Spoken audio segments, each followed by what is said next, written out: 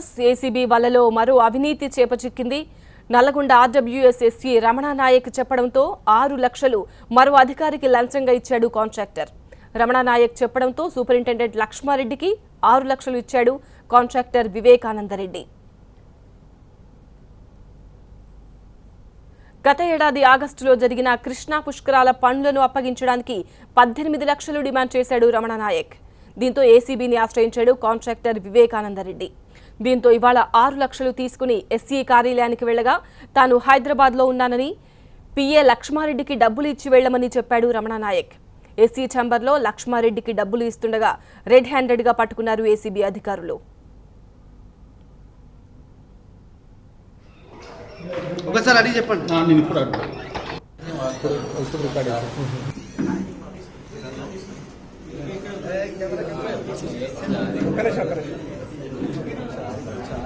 అంత గ్రూపు కష్టం కదా. 6 లక్షల రూపాయలు ఇస్తుండగా రెడ్ హ్యాండెడ్గా పట్టుకున్న ఏసీబీ అధికారులు ఎస్సీ కార్యాలయంలో సోదాలు నిర్వహిస్తున్నారు. రమణ నాయక్ అక్రమాస్తులపై ఆరా తీస్తున్నారు. మరోవైపు ఈ నెల 12న రైస్ మిల్లర్ల దగ్గర నుంచి 1 లక్ష రూపాయలు లంచం తీసుకుంటూ విజిలెన్స్ ఎస్పీ భాస్కర్ రావు ఏసీబీకి పట్టుబడ్డాడు.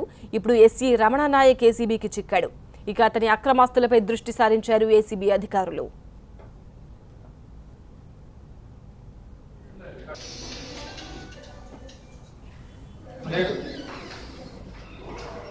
ఒకసారి అడిగి చెప్పండి. నేను ఇప్పుడు అడుగుతాను.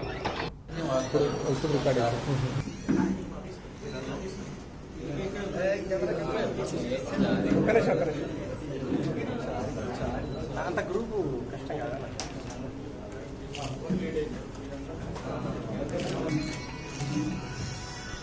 అక్కడే